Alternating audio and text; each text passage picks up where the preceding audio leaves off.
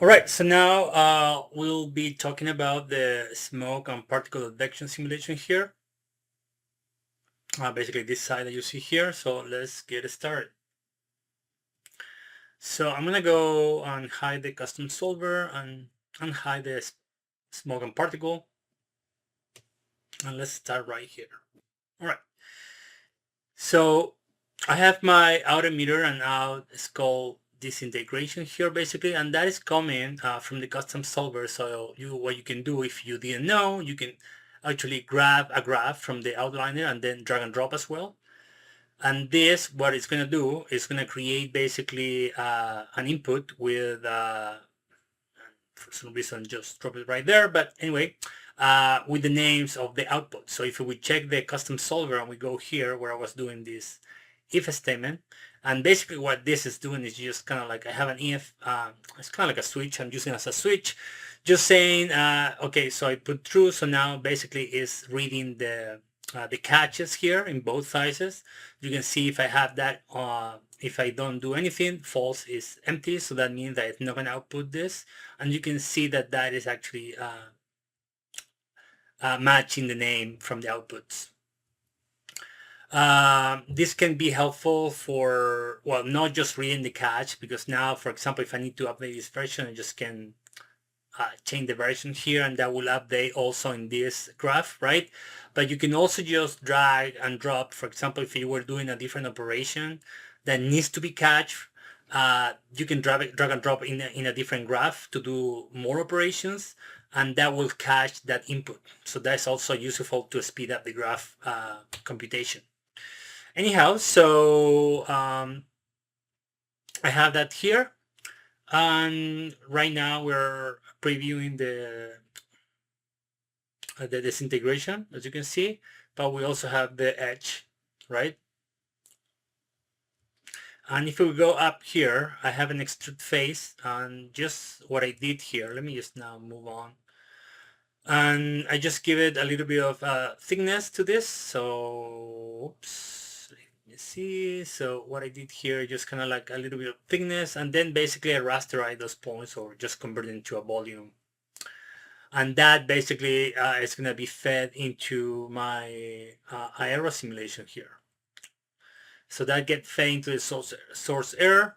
And by default, I believe that I just lowered the detail size, so it's a little bit high res when we simulate this, and then I just change the fog density to 5. Everything else is the default. I'm just transferring, by the way, I'm not transferring anything, so we are just grabbing the density, which is what gets stored, right? Instead of all these different properties that we have here, which are a lot more.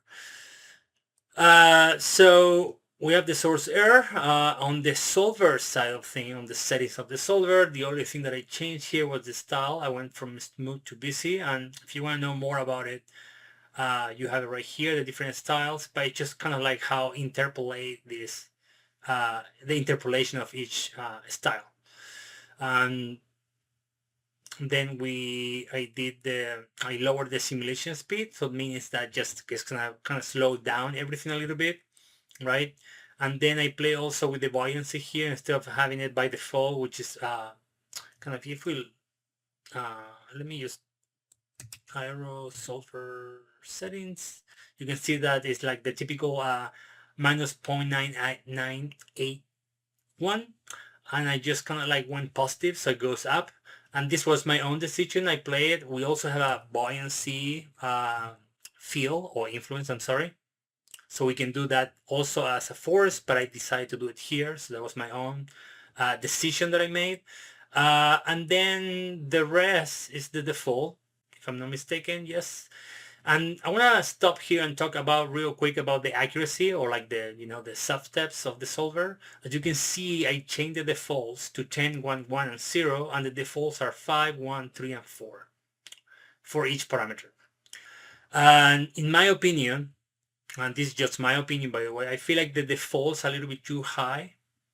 It's 5. The lower you do this number, the more expensive it's going to be to compute. And the min step is 1, which is fine, but the max step is 3, and the padding is 4. which is also, in my opinion, a little bit higher. As you can see, I have 10 now here, 1 and 1, and 0 for the padding. And I feel like this is a good starting point. Obviously, it's really going to depend what you're trying to do. Let's say that you have a very fast moving object that you want to emit. You might have to increase the padding, for example, and also the max steps. But I feel like this is a very good starting, and this is very quick.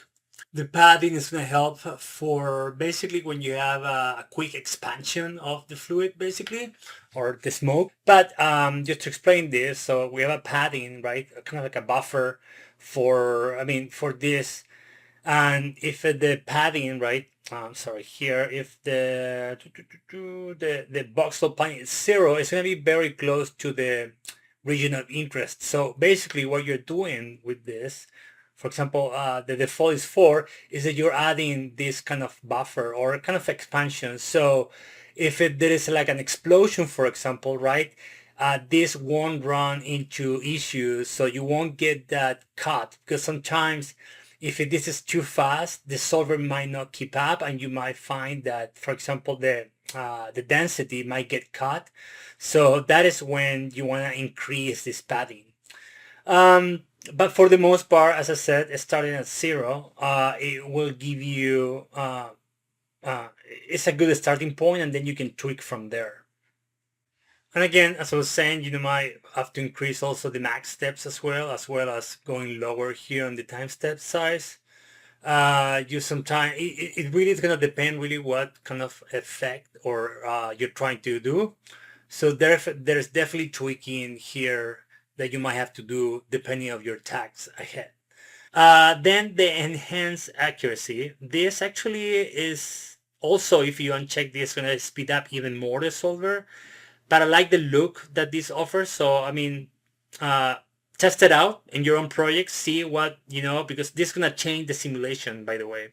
It's not going to just be kind of like, this kind of keeps the same kind of look and feel of the simulation if you have something, but this might completely change the feeling of the simulation. And you might like that, and and you can speed up also the solve. So test it out and see if you like it with on and off. In my case, I have it on, and this is kind of my default for everything, and then I start tweaking from here. All right, I feel like that is enough of that, so I'm gonna just delete this, and let's turn off, yeah, this. All right, so then I have a few forces here. I use the wedge, or the flow engine, the graph engine here for different parameters. I changed the turbulence and the fractal disturbance. I'm going to start with this. This is what I changed. I changed the frequency on this, and I end up with this value here. Then I have dissipation, right?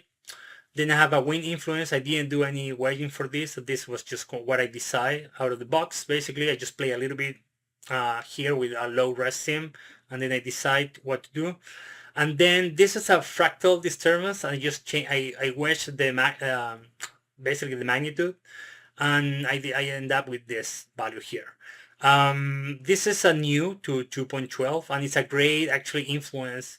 And this really helps when you get the typical mushroom look that you get in smoke solvers usually. And this really helps to break that down, just kind of like just to get a little more detail on it. And it's not as smooth. Also, combining all these forces together, it's going to actually break that typical mushroom look that you get in the different solvers. And this is not just aero or pyro or any other kind of smoke. This is typical that what you get. So this is a great addition to 212. So I'm very happy with this.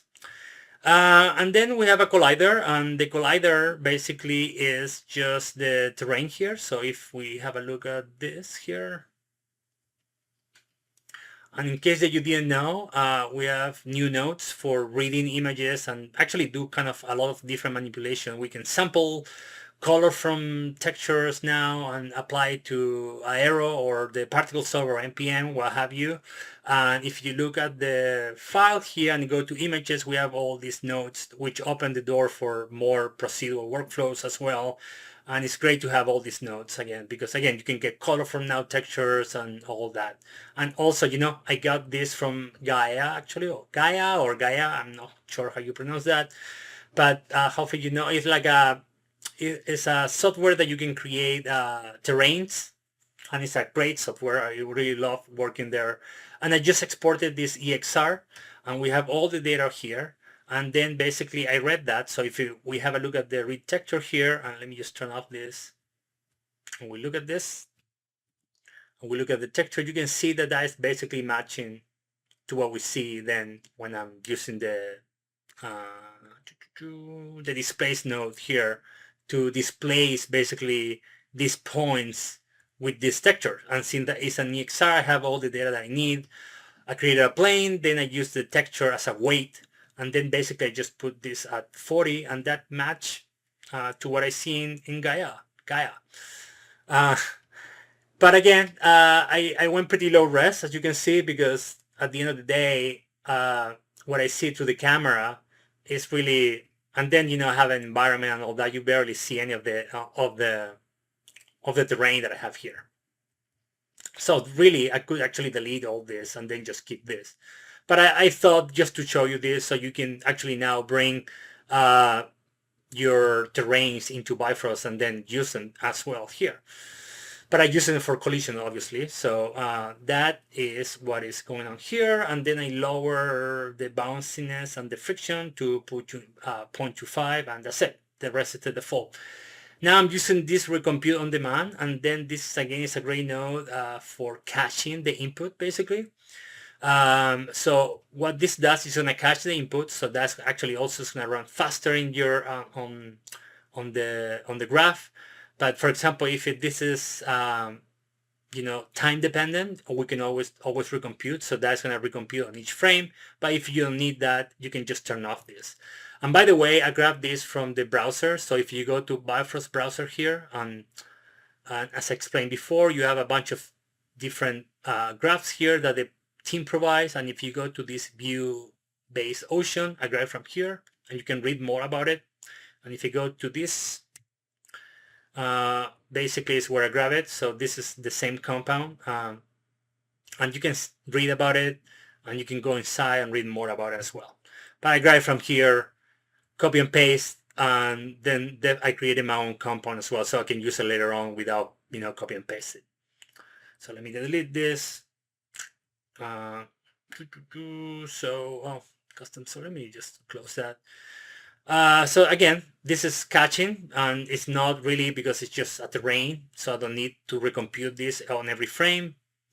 And that goes into the collider, as I said. Okay, so let's talk about this side of things. So we talk about the forces, how I use the apply wedge parameter just to kind of catch all my latest settings here, and that's it for the aero. I have one more influence, and this influence is for the, let me turn off here this, and let me also turn off the terrain, and look at this. All right. Basically, this is for the for collision. I'm using this collide field influence for the collision for the disintegration. So that gets passed into the influence here, and then the smoke is colliding with this as well. Now, why I use this instead of a collider, for example, node?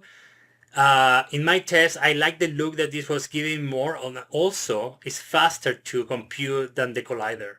Obviously, the collider is a more complete or more high-level tool, but this also, for example, if you want to use a stickiness or roughness, the collide influence or the field influence doesn't have those options there. So if you need to use the stickiness or a few more options, you're gonna have to stick with this. But just remember that this is a little more expensive to run. And also just I really like the look this that was giving me, and it's cheaper to compute. So and for this to work, you just need to basically give it an SDF, signed distance, right? And what I did, I just convert my mesh, right, to volume, and then I just transfer the point velocity coming from the points, right, or from the mesh in this case, and that gets converted here into a voxel property, or attribute. So now we have velocity and the SDF, and I transfer the velocity because when you feed that into the, you don't need it, but it's actually better when something is animated. That's going to actually work even better than just having, not having this. So I fed that into also the field influence, and then, you know, my it's working great for my smoke collision, and then also the particle collision, also using this on the grains. We'll have a look at this later too. But this is basically the same setup. And then I just changed the bounciness and friction, and then I didn't put any push out velocities here, on at least on this side. And that's it. One thing that I want to talk about real quick, as you can see, velocity obviously is going to be a vector, and the SDF is a scalar. By default, when you create, we need to convert it into a field. You can see the volume, right? And then we need to convert, this is expecting a field.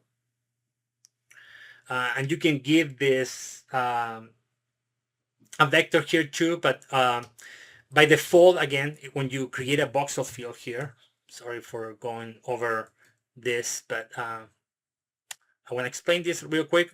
By default, it's going to grab the SDF, the sign distance, and this is going to be a scalar. It's going to read as a scalar, but we know that the velocity is a vector, so if you keep this as a scalar, it's going to be read incorrectly. So in order for changing that, you just right click here, and then you can just say, give me a vector instead, because of the property, right? The attribute that I'm reading, which is velocity.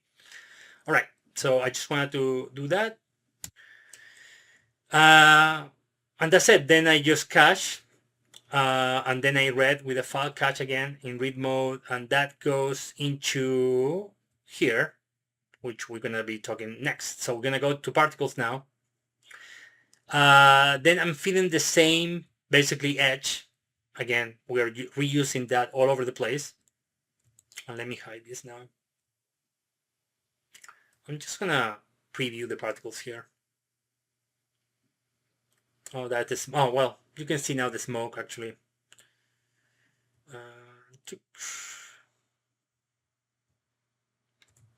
All right, so we have the smoke, right? Now it's all cached. And the only thing that I did here too, before I move into the particle, I deleted basically all the different attributes, and I just kept velocity and the density. That's it. That's all the two basically attributes that I needed.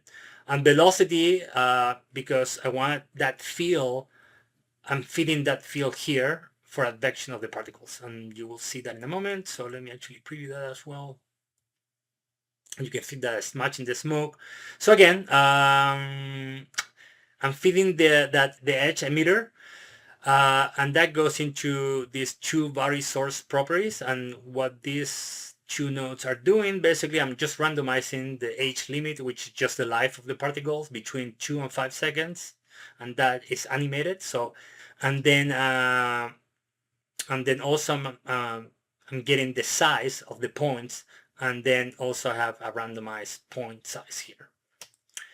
In the source particle, that gets fed into the source particle. I'm just basically emitting 2500 points on each frame. I'm not using the normal speed here, and then I just lowered the bounciness to 0.1. And again, age limit and size, they get override by these two nodes. So now here, these values, they don't do anything anymore.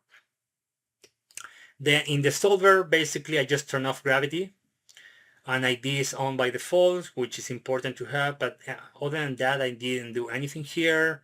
And I'm grabbing the velocity field from the cache, and that gets fed into the volume influence, which basically is just doing an advection. And the type of advection, just updating the force, basically.